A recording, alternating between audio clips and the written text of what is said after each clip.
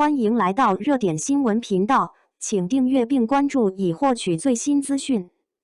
因为程毅的一次不听话，彻底扭转了他的人生轨迹。在大家的印象里，程毅一直乖巧内敛，妥妥的别人家孩子。但很多人不知道，他也曾有过叛逆不听话的时刻。也正是这一次抉择，完完全全改变了往后的人生。回想我们10几岁的学生时代，大多人都对未来一片迷茫，根本不清楚自己以后想要什么。很多时候都是听从父母的规划，顺着家人铺好的路往前走，只求安稳度过一生。程毅儿时虽说偶尔会调皮捣蛋，但平日里向来很听从父母的安排。到了高2那年，父母开始认真为他的长远出路做打算。父母觉得他的学业并不算拔尖，想要考入顶尖名校难度很大，加上家里不少长辈都有当兵的经历，便觉得入伍服役是一条很不错的出路。退伍之后能拿到稳定的铁饭碗，往后成家立业，日子安稳踏实，就已经足够好了。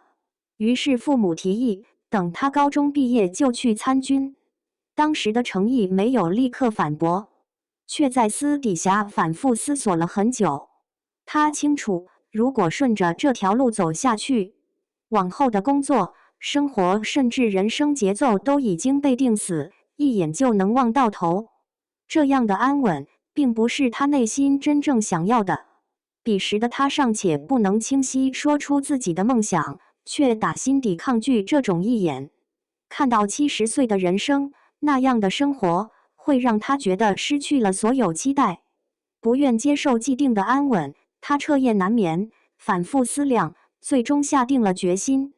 他要去往北京，独自出去闯荡，闯出属于自己的一番天地。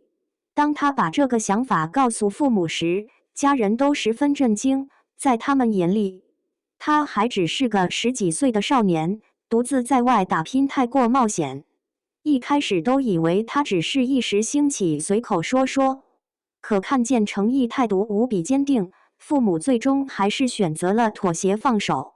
想来那时父母的想法也很简单，孩子有想去尝试的心愿就成全他，就算最后失败碰壁，家里也永远可以做他的后盾。天下的父母永远都会无条件包容和疼爱自己的孩子，他们当初未曾料到少年一句出去闯闯的誓言，最后真的开出了繁花。一路走来，纵然布满坎坷，好在结局不负所有付出。